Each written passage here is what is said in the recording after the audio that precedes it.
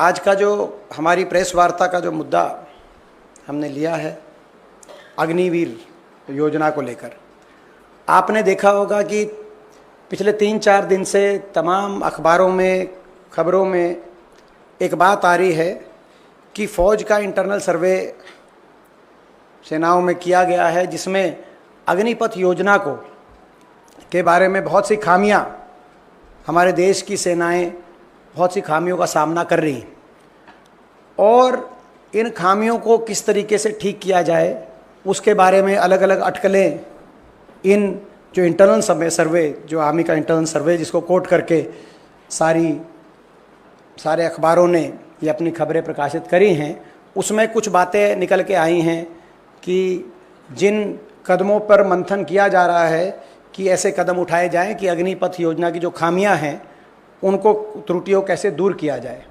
जिसमें उदाहरण के तौर पे कहा जा रहा है कि 4 साल से बढ़ाकर अग्निवीर का टेन्योर 7 साल किया जाएगा या 25% रिटेन करने की बजाय 60 से 70% अग्निवीरों को रिटेन किया जाएगा, या जो ट्रेनिंग पीरियड है वो 24 हफ्ते से बढ़ाकर 37 से 42 हफ्ते किया जाएगा। ये 3 बातें निकल के आ रही हैं खामियों के अलावा कि ये ऐसे कदम उठाए जा सकते हैं, इन पे मंथन हो रहा है। तो सबसे पहले तो भारतीय राष्ट्रीय कांग्रेस स्पष्ट करना चाहती है कि ये स्कीम अग्निपथ योजना, अग्निवीर भर्ती की योजना पहले दिन से हम कहते रहे हैं कि पूर्णतः ये योजना ना देश हित में है, ना देश की फ़ौज के हित में है, ना देश के नौजवान के हित में है, ना देश की सुरक्षा के हित में।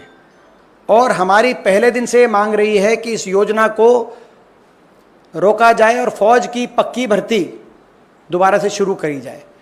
और ये जो पार्शल रोल बैक की जो ये बातें आ रही हैं मीडिया में, हम इस तरह के अगर कोई सुझाव आ रहे हैं तो हम उनको रिजेक्ट करते हैं। सरकार इस योजना की खामियों को स्वीकार करते हुए अपनी गलती स्वीकारे और पूर्णतः इस योजना को वापस लिया जाए पूरी तरीके से। और पक्की भर्ती जो अग्निपथ योजना 2022 से पहले होती रही देश की फौज में 1947 से लेकर 2022 तक, उस पक्की भर्ती को पूर्ण रूप से दोबारा से शुरू किया जाए।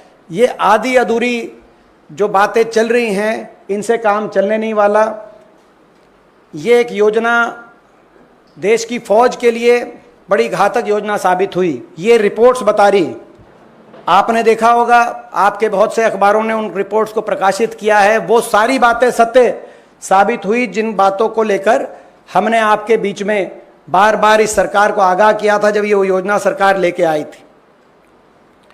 पहला सवाल जो आया ये बड़ा महत्वपूर्ण सवाल है, हमने हमेशा उठाया। इंटरनल रिपोर्ट में, फौज की इंटरनल रिपोर्ट में आया कि अग्निवीर जो हैं उनके बीच में जो जज्बा पहले हुआ करता था फौज में, एक दूसरे से के साथ सहयोग करके चलने का जज्बा, एक दूसरे पे जान न्यौछावर करने का जज्बा, देश पे जान कुर्बान करने के जज्बे के साथ साथ एक दूसरे पर जान न्यौछावर करने का जज्बा। कोई अगर घायल हो गया तो किलोमीटर पे किलोमीटर उसको अपने कंधों पर लेकर सुरक्षित जगह पहुंचाने का जज्बा, ये जो सारा जज्बा होता था, फौज की रिपोर्ट ये बता रही है कि इस जज्बे में कमी आई है। और क्योंकि 25% ही रखे जाएंगे, बाकी सबकी छुट्टी कर दी जाएगी, आपस में प्रतिद्वंदता और प्रतिस्पर्धा का माहौल अग्निवीरों में बन गया है, जो कि फौज की, किसी भी फौज की मजबूती के लिए और मनोबल के लिए अच्छा नहीं। और ये मैं आपको बता दूं कि फौज की सबसे बड़ी अगर हथियार किसी फौज के पास होता है तो उसका मनोबल होता है। किसी भी हथियार से बड़ा अगर कोई हथियार है तो फौज का मनोबल है। और ये अग्निवीर योजना फौज के इंटरनल सर्वे बता रहे हैं, जैसे सारे अखबारों में आया है, कि उस मनोबल के लिए और उस आपसी तालमेल, भाईचारे की, सहयोग की, आपस में एक दूसरे के लिए मर मिटने की भावना में जो गिरावट आई है, ये सबूत है इस बात का जो हमने शुरू से कहा था कि ये दूरदर्शी सोच के साथ ये योजना नहीं लाई गई। दूसरी बात, एक और बात आई है निकल के, ये इसमें आई कि जो ट्रेनिंग है वो ट्रेनिंग सफिशिएंट नहीं है। 6 महीने की ट्रेनिंग यानी कि 24 हफ्ते की ट्रेनिंग से जो अग्निवीर उनकी जो परफॉर्मेंस है, वो ट्रेनिंग फौज ने पाया है कि वो ट्रेनिंग सफिशिएंट नहीं है, और इसीलिए ट्रेनिंग का जो पीरियड है उसको बढ़ाकर 37 से 42 हफ्ते, 24 हफ्ते से बढ़ाकर 37 से 42 हफ्ते करने की बात कही जा रही है। तो यानी कि ये कितना बड़ा घातक ये योजना साबित हुई देश के फौज के लिए। एक तरफ तो पूरी तरीके से ट्रेंड फौजी आपके चीन और पाकिस्तान के बॉर्डर पे खड़े हैं, और दूसरी तरफ ऐसे अग्निवीर जिनको पूरी ट्रेनिंग भी नहीं आपने दी, उनको उनके मुकाबले में खड़ा करने का काम आपने किया है। जो आज आपकी देश की फौज का इंटरनल सर्वे ये बता रहा है कि जो ट्रेनिंग की जो बात है, ये ट्रेनिंग की बात कहीं ना कहीं इससे नुकसान हुआ है। देश की फौज भी ट्रेनिंग की क्वालिटी से संतुष्ट नहीं है। ये भी एक गंभीर, बहुत गंभीर प्रश्न है। इसके साथ अगला सवाल जो इस रिपोर्ट्स के माध्यम से आया है कि भारत की लॉन्ग टर्म डिफेंस प्रिपेयर्डनेस को लेकर है, राष्ट्रीय सुरक्षा के लिए देश की फौज की जो भूमिका होती है और उसका जो फौज का जो स्तर होता है उसको लेकर है। जो टेक्नोलॉजी इंटेंसिव सर्विसेज है, ये भी हमने ये पॉइंट आपके बीच में रखा था कि उसमें जो सीनियर टेक्निकल पर्सनल जो फौज को ज़रूरत होती है, अग्निवीर, क्योंकि सभी अग्निवीर के माध्यम से आ रहे हैं, उसमें बड़ी शॉर्टफॉल आ चुकी है फौज में। और ये कहा गया है कि 2035 तक बड़ी भारी शॉर्टफॉल आ जाएगी। जो फौज जिस पे हमें नाज है, यानी कि हर रोज़ ये अग्निवीर योजना उस फौज की साख को गिराने का काम कर रही है। इतनी घातक योजना साबित हुई। ये बताता है कि यानी कि जहाँ पे टेक्निकल ट्रेनिंग की आवश्यकता है अच्छी तरीके से हमारी डिफेंस इक्विपमेंट को हैंडल करने के लिए, वहाँ पर हमने शुरू से ये बात कही थी, वो बात अब इस रिपोर्ट में भी आपके सामने आ चुकी। और अब कहा जा रहा है कि इन सभी बातों को देखते हुए 2-3 कदम उठाए जाएंगे। जैसे मैंने कहा, 4 से बढ़ाकर 7 साल की एक बात आ रही है चर्चा में। 25% जो रिटेन किए जा रहे अग्निवीर उससे बढ़ाकर 60 और 70% रिटेन किए जाएंगे। ये भी एक चर्चा का विषय आया है अखबारों के माध्यम से। और ये ट्रेनिंग को बढ़ाकर, सबसे पहले मैं अपनी बात जो हमने शुरू में मैंने जहाँ से जिस बिंदु से शुरू करी कि इस तरह की जो भी चर्चाएं हैं उनको हम रिजेक्ट करते हैं। अगर ये सुझाव आ रहे हैं इनको हम रिजेक्ट करते हैं। अग्निवीर योजना को हम रिजेक्ट करते हैं। और ये कोई राजनीतिक विषय नहीं है, क्योंकि देश की फौज और देश की सुरक्षा कभी राजनीति का विषय हो ही नहीं सकता। इस देश में कोई भी ऐसा नागरिक नहीं होगा जो ये नहीं चाहेगा कि हमारी देश की फौज मजबूत हो। हमारी देश की फौज दुनिया में सबसे मजबूती से देश की रक्षा करे। देश में कोई भी ऐसा नागरिक नहीं होगा, इसीलिए, और ना ही कोई राजनीतिक दल ऐसा होगा।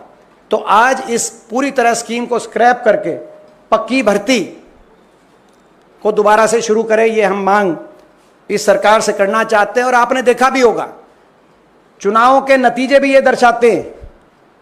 जो राज्य, जो प्रदेश जहां से ज्यादातर हमारी देश की फौज आती है, चाहे वो उत्तर प्रदेश हो, चाहे वो हरियाणा हो, चाहे पंजाब हो, चाहे महाराष्ट्र हो, और चाहे तमिलनाडु, ये ऐसे प्रदेश हैं जहां से हमारी देश, चाहे केरल हो, हमारे देश की फौज का बड़ा हिस्सा इन प्रदेशों से आता है। वहां पर आपने देखा होगा, लोगों ने भी, केवल देश की फौज ने इसको रिजेक्ट नहीं किया, देश के जनमानस ने भी इस स्कीम को रिजेक्ट करने का काम किया है। और ये हमारा सवाल भी है कि ये योजना ना तो देश की सुरक्षा के हित में पाई गई, ना देश के नौजवान के हित में पाई गई, और ना देश के हित में पाई गई। तो ये योजना लाई कैसे? और ना ही ये भाजपा के घोषणा पत्र में थी। ये कोई भारतीय जनता पार्टी या किसी पार्टी के घोषणा पत्र में नहीं थी। और इसको योजना को लागू करने की मांग भी देश में कोई नहीं कर रहा था। ना फौज कर रही थी, कहीं देश का कोई नौजवान कर रहा था, ना भारतीय जनता पार्टी के घोषणा पत्र में ये योजना थी, ना देश का कोई वर्ग कह रहा था अग्निपथ योजना लेके आओ।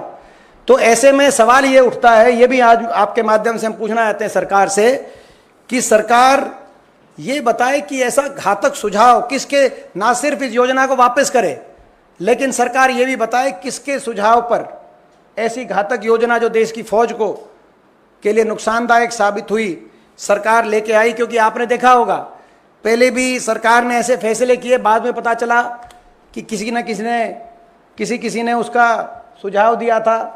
आपने देखा होगा 3 कृषि कानून, बाद में पता चला किसी और जगह से सुझाव आया था, और आपने देखा होगा नोटबंदी सुझाव कहीं और से आया था।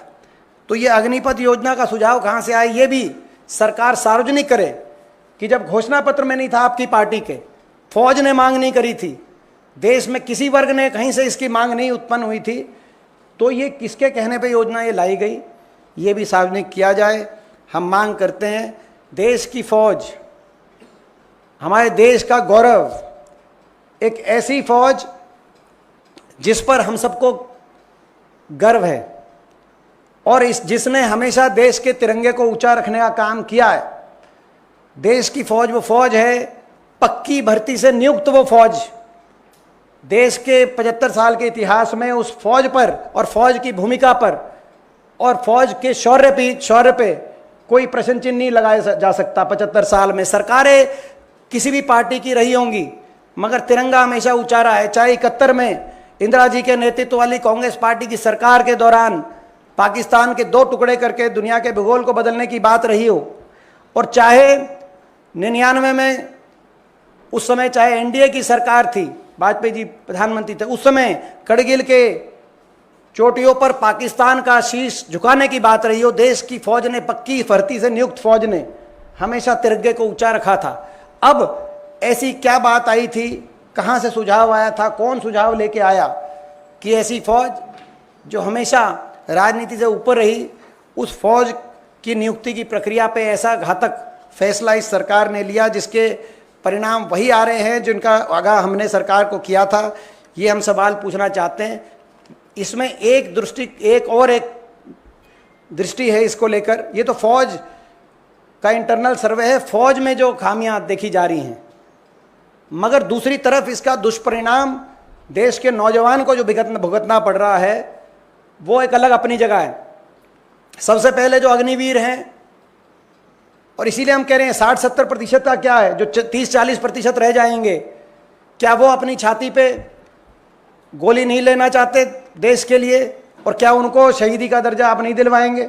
इसीलिए हमने कहा कि पूरी 100% पक्की भर्ती होनी चाहिए, 60-70% का कोई मायने नहीं, पहली बात। दूसरी बात, जो रुचि कम हुई है देश के नौजवान में भर्ती के प्रति, वो पूर्णतः सरकार की ये विफलता, इस नीति की विफलता है। देश के नौजवान में देशभक्ति की कमी नहीं है, लेकिन आज तमाम उन राज्यों में जहाँ से फौज आया करती, वहाँ के स्टेडियम गांव के खाली हो गए, सड़कें गांव की खाली हो गई। नहीं तो सुबह 4-5 बजे उठकर जो रेस दंड बैठक लगाने के लिए होड़ लगा करती थी हमारे नौजवान में, देशभक्ति की भावना से लेस कि अपने देश के लिए मैं बॉर्डर पे जाके देश के लिए लड़ूंगा। आज उन राज्यों में देश के बॉर्डर के लिए लड़ने की तो होड़ कम हो गई, और डंकी के रास्ते अमेरिका के बॉर्डर कूदकर अमेरिका जाकर हरियाणा जैसे प्रदेशों में ये स्थिति आ गई है। आप अंदाज़ा लगाएं, हरियाणा में, मैं एक ही प्रदेश का उदाहरण दूंगा, हर साल 5,500 की पक्की भर्ती होती थी हमारे प्रदेश में, अब केवल 900 अग्निवीर लिए जा रहे हैं, जिसमें से 200 पक्के किए जाएंगे, 225, बाकी घर आ जाएंगे। कहाँ 5,500 की पक्की भर्ती, और कहाँ 225 पक्के किए जा रहे हैं। जहाँ देश के लिए अपनी जान कुर्बान करने का जहाँ जज्बा था जिस नौजवान में, आज वो अपनी जान की कुर्बानी की बाजी लगाकर डंकी के रास्ते, पनामा के जंगल से होते हुए अमेरिका का बॉर्डर क्रॉस करने की वहाँ का नौजवान सोच रहा है। ये स्थिति ला दी इस सरकार ने। आपने देखा होगा कि एक रिपोर्ट भी आई हरियाणा के नौजवान को लेकर, जिसमें रिपोर्ट में कहा, इंडिया एम्प्लॉयमेंट रिपोर्ट 2024, जिसमें कहा कि 55% पढ़े लिखे नौजवान हरियाणा प्रदेश के, हरियाणा से बाहर रोज़गार का सपना लिए हुए बाहर जाने के प्रयास में है या जा चुके। तो ये स्थिति बन गई। इसके लिए जिम्मेदार तो इसका एक पहलू फौज की में जो खामियां हैं, जो इसका जो रिपोर्ट्स में है, और दूसरा पहलू हमारे नौजवान के अरमानों पे को जो चकनाचूर करने का काम किया गया, देश का नौजवान उसकी देशभक्ति की भावना पे जो चोट पहुंचाने का काम किया गया, दूसरा पहलू वो है।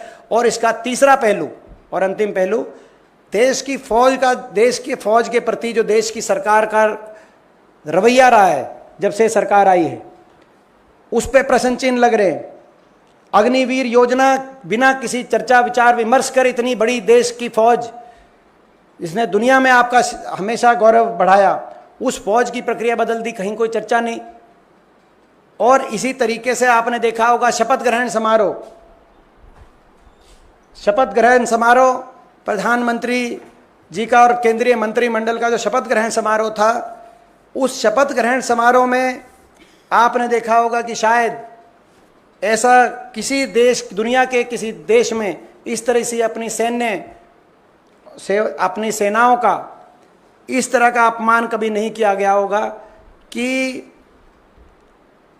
5वीं और 6ठी पंक्ति में सीडीएस को और तीनों सेनाओं के अध्यक्षों को वहाँ पे जगह मिली, जबकि अगली पंक्तियों में देश के उद्योगपति, देश के अभिनेता, बिजनेसमैन और धन्नाढ़ श्रेणी के लोग अगली पंक्तियों में बैठे थे।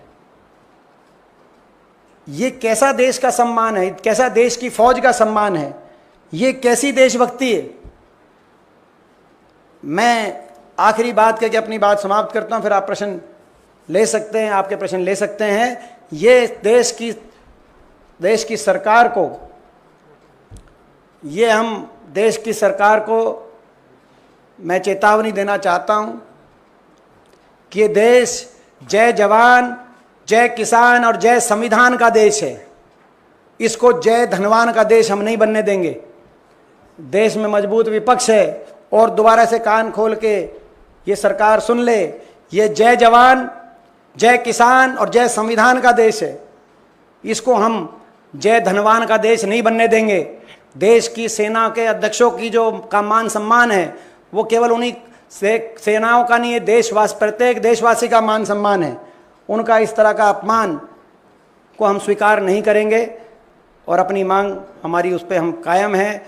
जब ये संसद का सत्र आएगा, संपूर्ण विपक्ष इंडिया गठबंधन एकता से लड़ाई लड़ेगा और अग्निपथ योजना को वापस करा के ही दम लेगा।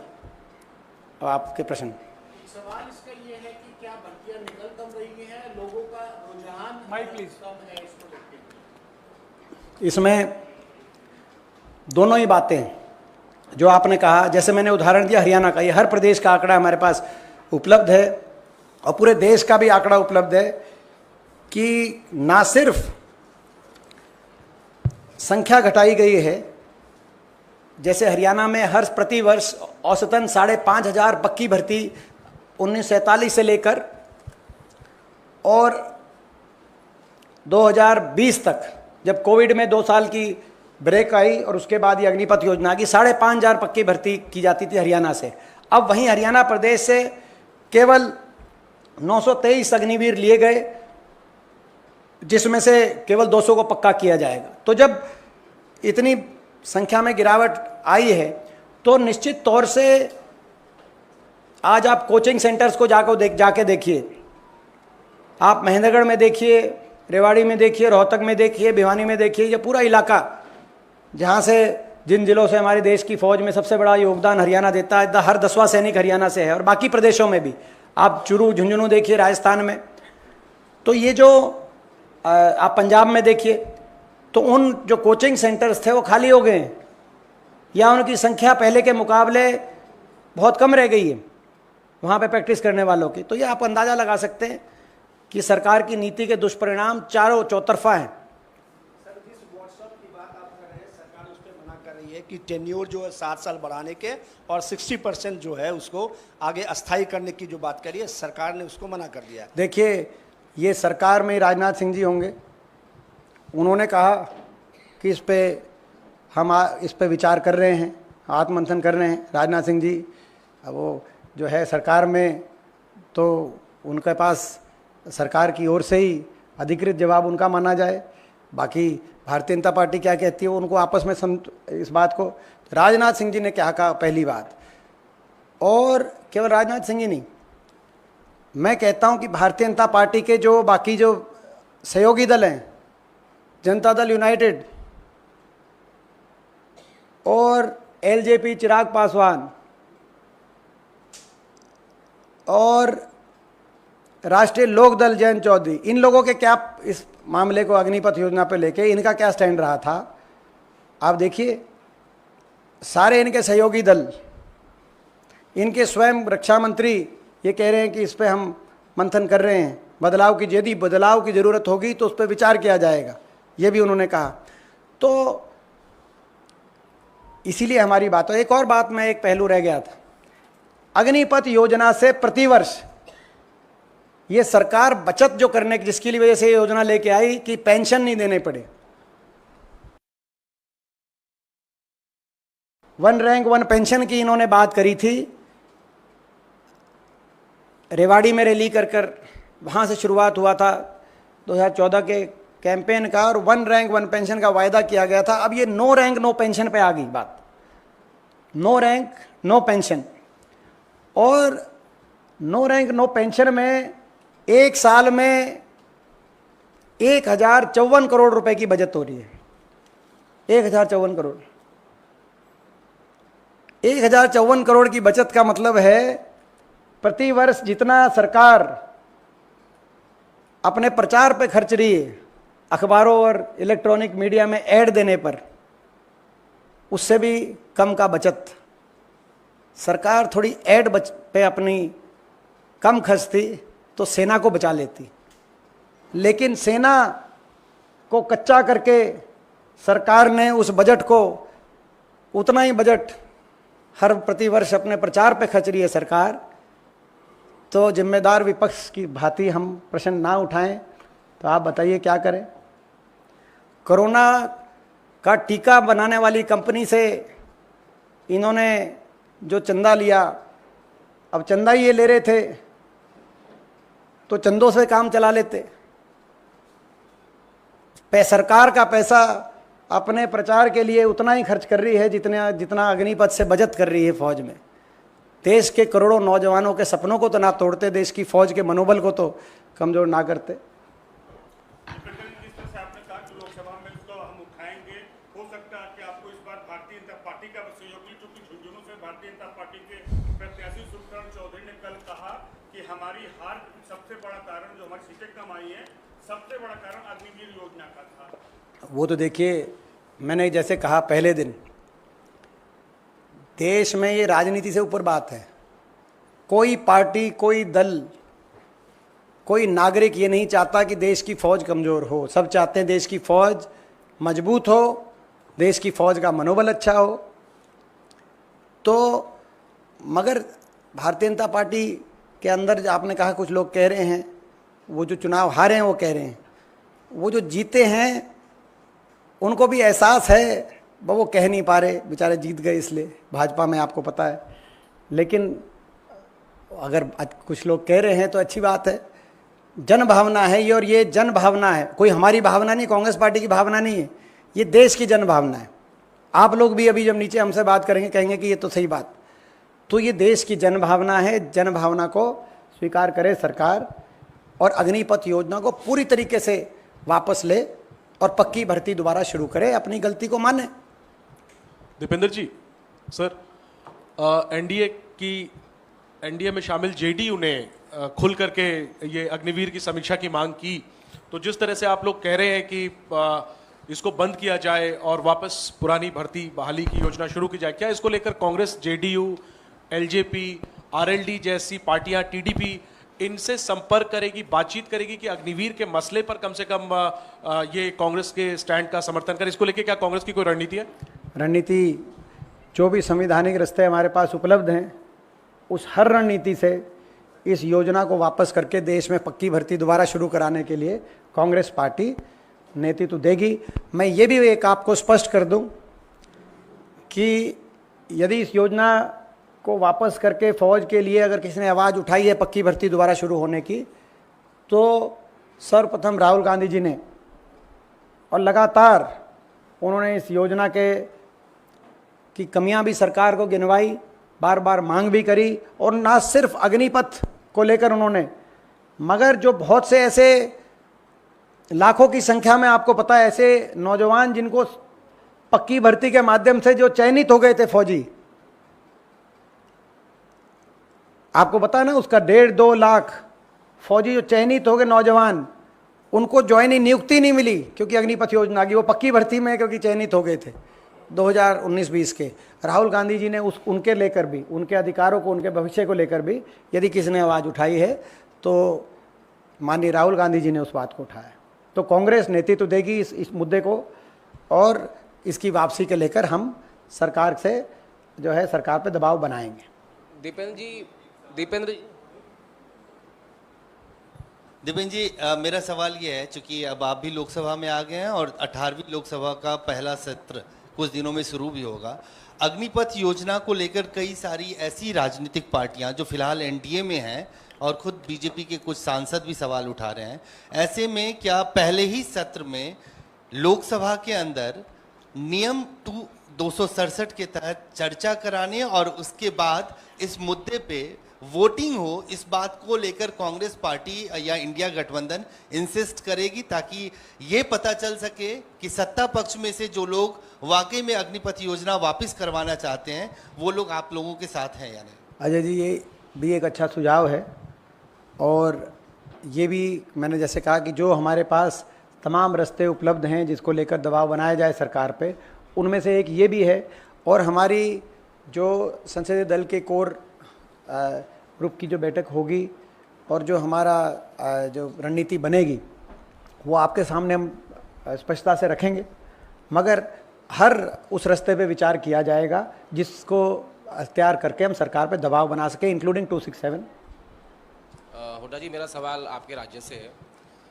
जिस दिन रिजल्ट आया तो उसके बाद आपने कई सारे स्टेटमेंट दिए, कहा कि आप 46 सीटों पे आपकी पार्टी आगे है, 47% आपका वोट शेयर है। आपको लगता है कि 46 सीटें पर्याप्त हैं 90 की विधानसभा में आपकी सरकार बनने के लिए? वो जो डाटा का आप बार बार जिक्र करते हैं वो बहुमत के आंकड़े से सिर्फ 1 नंबर ज़्यादा है। धन्यवाद आदे जी। देखिए, मैं हरियाणा इस आपके माध्यम से सभी तमाम हरियाणा वासियों का बहुत बहुत धन्यवाद करता हूं कि हरियाणा वासियों ने जिस तरीके से दिल खोल करके कांग्रेस पार्टी का साथ और समर्थन दिया इस चुनाव में, लोकसभा चुनाव में एक बहुत बड़ी कांग्रेस पार्टी की जीत हुई है हरियाणा के अंदर, और इसके लिए सभी हरियाणा वासी धन्यवाद के, बधाई के पात्र हैं। मुझे खुशी है इस बात को कहते हुए कि देश में इंडिया गठबंधन को 28 प्रदेशों में जो अलग अलग वोट शेयर मिला, सबसे अधिक वोट शेयर इंडिया गठबंधन तो कांग्रेस पार्टी को 47.6% हरियाणा में जो मिला, ये तमिलनाडु, केरल, कर्नाटक जैसे दक्षिण के राज्य, क्योंकि ये उन लोगों को भी जवाब है जो दक्षिण उत्तर की बात भारतीय जनता पार्टी वाले करते थे। तो हरियाणा में 47.6% देश के 28 राज्यों में इंडिया गठबंधन को मिलने वाला सबसे ज़्यादा वोट शेयर ही नहीं था।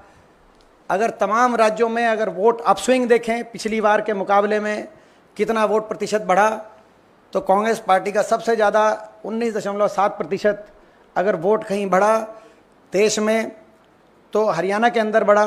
इस बात का भी हमें गर्व है, 28 राज्यों में सबसे ज़्यादा वोट शेयर बढ़ना, वोट शेयर में वृद्धि, ये अपने आप में एक तस्वीर बता रही है। हरियाणा में 1984 के बाद ये सबसे ज़्यादा मत प्रतिशत इस चुनाव में मिला है, तो आप अंदाज़ा लगा सकते हैं कितने सालों का रिकॉर्ड टूटा गया है। और 10 की 10 लोकसभा सीटों पर रिकॉर्ड वृद्धि हुई है वोट में, एक भी वोट लोकसभा सीट पे, और 10 की 10 लोकसभा सीटों पर भाजपा के वोट शेयर में रिकॉर्ड गिरावट आई है। और केवल लोकसभा ही सीट नहीं, आपका जवाब इसमें आप संकेत आगे का देख सकते, ढूंढ सकते हैं। 90 विधानसभा हरियाणा की 90 की 90 विधानसभाओं में कांग्रेस का वोट शेयर बढ़ा है और 90 की 90 विधानसभाओं में भाजपा का वोट शेयर गिरा है, चाहे वो हरियाणा के किसी कोने में हो, कोई जाति धर्म समीकरण उस विधानसभा क्षेत्र में हो, तो ये पैन हरियाणा का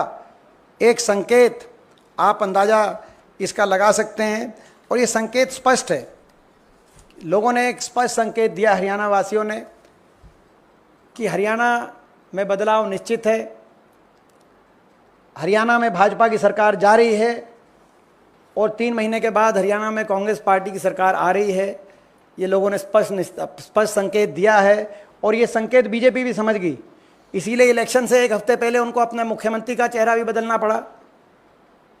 फिर भी चुनाव के बीच में आपने देखा होगा 3 निर्दलीय विधायक भाजपा से समर्थन वापस लेकर उन्होंने उदय भांजी और हुड्डा साहब के हाथ में समर्थन पत्र देने का काम किया, कांग्रेस पार्टी को समर्थन देने का काम किया।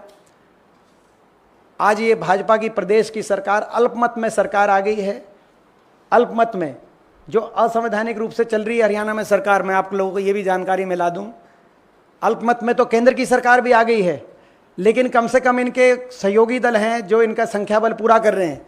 हरियाणा में तो सहयोगी दल के साथ गठबंधन भी टूट गया है। ये 42 विधायकों की सरकार है, जिसके साथ गठबंधन था वो भी टूट गया है, और जिसके साथ गठबंधन किया था दुष्यंत चौटाला की जेजेपी पार्टी, वो बीजेपी के साथ गए। इतना लोगों को इस बात से तकलीफ हुई कि उनकी नोटा से भी कम वोट आई हरियाणा में उस पार्टी की 10 सीटों मिलाकर। तो कहने का मतलब ये है कि हरियाणा में पिछली बार हम मात्र 10 सीटों पे आगे थे। अब मैं आपके प्रश्न का जवाब, 10 सीटों पे आगे थे, लेकिन जब चुनाव हुआ और भाजपा थी 79 सीटों पे भाजपा की बढ़त थी, विनीत जी को भी याद होगा, 79 सीटों पे भाजपा की बढ़त थी। इसलिए बीजेपी ने 75 पार का नारा दिया था, जैसे यहाँ 400 पार करके दे दिया। लेकिन वो जब 3 महीने बाद चुनाव आया तो वो 79 से घट के 40 पे आ गए और कांग्रेस 31 पे आ गई। और भाजपा वालों ने कहा, जब उन्होंने सवाल पूछा कि भाई ये इतना कैसे गिरावट आ गई 3 महीने में, तो बोला कि हम जो है हम प्रधानमंत्री के चेहरे पे जो चुनाव लड़ रहे थे। तो अब तो जब उनका चेहरा था तो तब भी हमारी सीट ज़्यादा है, हम 46 पे हमारी बहुमत आई है, हम आगे हैं, हमारा वोट शेयर भी ज़्यादा है। उन्हीं को हरियाणा वासियों ने रिजेक्ट करने का काम किया। मैं बधाई देना चाहता हूँ राहुल गांधी जी को। राहुल गांधी जी की जो भारत जोड़ो यात्रा, वो भारत जोड़ो यात्रा हरियाणा में जब आई, उसी दिन से ये स्पष्ट हो गया था कि हरियाणा वासियों ने रुख बना, जब आई उसी दिन से ये स्पष्ट हो गया था कि हरियाणा वासियों ने रुख बना लिया था कि हरियाणा वासी कांग्रेस पार्टी का साथ देंगे।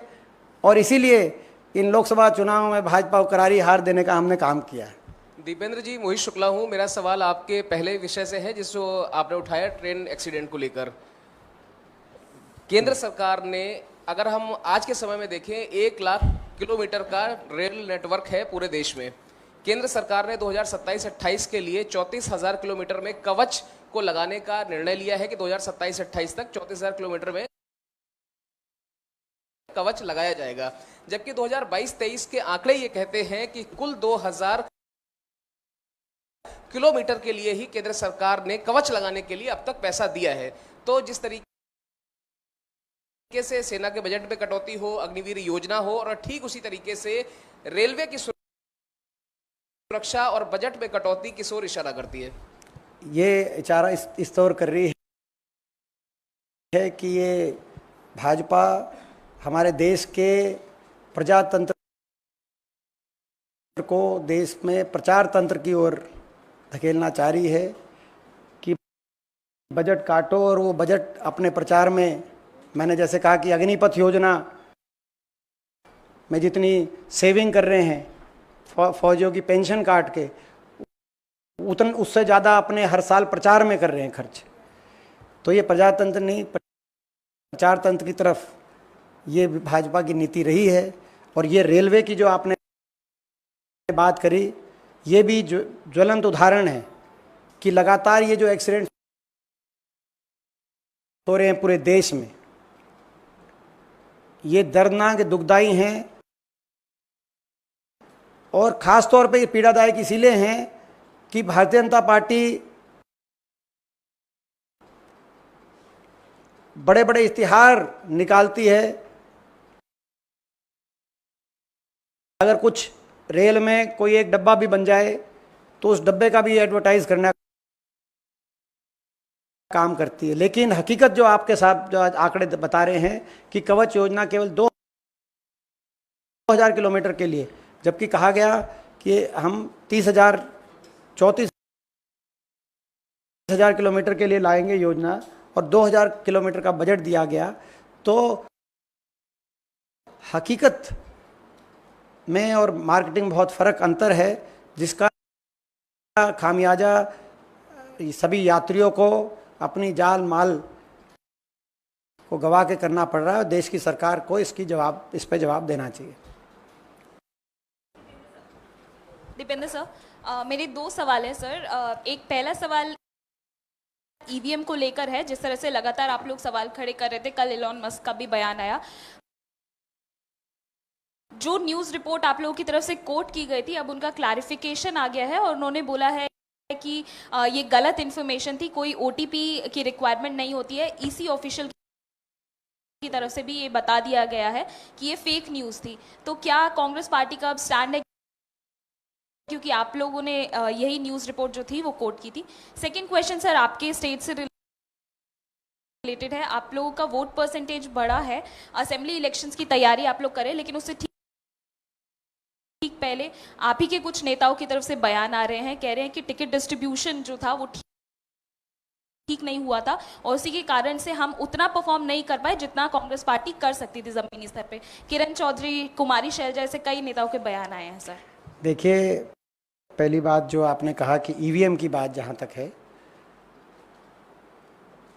हमारी पार्टी का एक स्टैंड रहा है, हमारे नेतृत्व का इस पर एक बड़ा स्पष्ट स्टैंड रहा है कि चुनाव की किसी भी प्रजातंत्र, खास तौर पे देश जो हमारा दुनिया का सबसे खूबसूरत प्रजातंत्र है, उसमें चुनाव प्रक्रिया की साख पे प्रश्न चिन्ह नहीं उठने चाहिए। ये जिम्मेदारी देश की इलेक्शन कमीशन को निभानी चाहिए। देश के इलेक्शन कमीशन को इस रूप से अपनी जिम्मेदारी वो निभाए कि कहीं भी कोई प्रश्न उठने की गुंजाइश ही ना हो। ये जिम्मेदारी है देश के इलेक्शन कमीशन की। लेकिन यहाँ तो इलेक्शन कमीशन की भूमिकाओं पे ही प्रश्न उठते हैं। चुनाव की प्रक्रिया को लेकर अनेक प्रश्न उठते हैं। पिछला मेरा स्वयं का पिछला लोकसभा चुनाव का जिस रूप से जो है कई गिनती प्रक्रिया हुई थी, वो प्रश्न चिन्ह आज भी मेरे मस्तिष्क में है। तो कहने का मतलब ये कहीं ना कहीं देश के प्रजातंत्र को की साख को बनाने के लिए इलेक्शन कमीशन को निष्पक्षता से काम करना चाहिए। जहाँ तक हरियाणा की बात है, हरियाणा में कांग्रेस एकजुट है। आप लोग खबरें तलाशते रहें, हम लोग सरकार बनाएंगे कांग्रेस पार्टी की बात। एक सवाल है, अग्निवीर योजना जब आई थी तो ये भी एक अल्टरनेट दिया गया था कि भाई जो अग्निवीर योजना से रिटायर हो गए, यानी कि 4 साल के बाद फ्री होंगे, और खासतौर से हरियाणा का, आपके ही राज्य का जिक्र है कि उनको स्टेट गवर्नमेंट में, पुलिस में या बाकी पोस्ट पे लगाया जाएगा। इसको लेकर भी क्या कांग्रेस ने कोई रिसर्च की है कि वो चीज़ से भी क्या एक फ़ायदा होता है कि भाई उनको भी किसी तरह से पुलिस में या बाकी आर्म फोर्सेज में एडजस्ट किया जा सके? देखिए, मैं एक उदाहरण देना चाहता हूँ कि हरियाणा का ही दूंगा, बाकी जगह भी आप अंदाज़ा लगा सकते हैं। पूरे देश में स्थिति, हरियाणा में तो भाजपा की सरकार रही है। कहा था कि अग्निवीरों को पक्की नौकरी देंगे, लेकिन हरियाणा में 30,000 से ज़्यादा जो एक्स सर्विसमैन, पूर्व सैनिक एक्स सर्विसमैन, उनमें से इन 10 वर्षों में 543 को हरियाणा सरकार ने नौकरी दी है, वेटिंग लिस्ट में। बाकी तो ये कहने में और करने में ये जो अंतर है, ये कथनी और करनी में जो ये अंतर है, यही कारण है कि देशवासियों ने इस योजना को पूर्णतः रिजेक्ट करने का काम किया है। और ये इस आंकड़े में आपका संपूर्ण जवाब है। उन एक्स सर्विसमैन को ही नहीं लगाया। अब अग्निवीर, वो तो पूरी तरह फुल्ली ट्रेंड हैं, उनको ही सरकार ने नौकरी नहीं दी। तो अग्निवीर को, ये हरियाणा की सरकार, भाजपा सरकार की नीयत है, ये हरियाणा की भाजपा सरकार की नीयत है। हम अपने हरियाणा में घोषणा पत्र में तो खैर जो रखेंगे प्रावधान, हम तो एक्स सर्विसमैन के लिए भी और अग्निवीर के लिए भी उनको गारंटीड जॉब अपॉर्चुनिटीज़, हरियाणा चाहे पुलिस डिपार्टमेंट हो या बाकी डिपार्टमेंट्स हो, वो हम अपने घोषणा पत्र में वो प्रावधान करेंगे हरियाणा में। लेकिन भाजपा ने क्या किया, प्रश्न इस बात पे।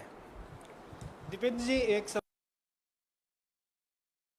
मेरा है कि जब अग्निवीर योजना आई थी तो सरकार की तरफ से ये कहा गया था कि इससे जो एवरेज एज है फौज का वो कम होगा। क्या आपको लगता है कि उसका कुछ फायदा अग्निवीर का फौज के एवरेज एज पे पड़ा है? देखिए, ये हमने उस समय भी कहा था कि फौज में जोश और होश के मिश्रण से किसी देश की फौज मजबूत होती है, और अनुभव, ट्रेनिंग और जो बाकी फैक्टर्स जो अभी मैंने कहा कि भाई अपने भविष्य को लेकर निश्चितता, उससे मनोबल पे सीधा प्रभाव पड़ता है। जो सबसे बड़ी बात जो मैंने पहली फाइंडिंग बताई, जो पहली फाइंडिंग लिखी गई इस इंटरनल रिपोर्ट की, जो फाइंडिंग आई कि आपस में प्रतिद्वंदता और प्रतिस्पर्धा ज़्यादा है। पहले आपस में सहयोग, आपस में एक दूसरे पे जान न्यौछावर करने की भावना, एक दूसरे के लिए मरने मिटने की भावना, देश के लिए मरने मिटने की भावना ज़्यादा थी। तो आज ये देश की जो फौज है, उस फौज में जो कमराडरी जिसको कहते हैं, कोहेसिवनेस जिसे कहते हैं, उसकी जगह एक्सट्रीम कम्पिटिटिवनेस ला दी इन्होंने, तो नष्ट कर दी उस मनोबल को, उस भावना को, उस फैब्रिक को नष्ट कर दिया। तो यही कारण है कि फौज की जो एवरेज एज हमारी पहले थी, उस एवरेज एज में दोनों ही का मिश्रण था, एक्सपीरियंस का भी था और हमारे जो रिक्रूट होकर नए फौजी आते थे उनका भी था, और इसीलिए हमारे देश की फौज महान कहलाई गई। Thank you.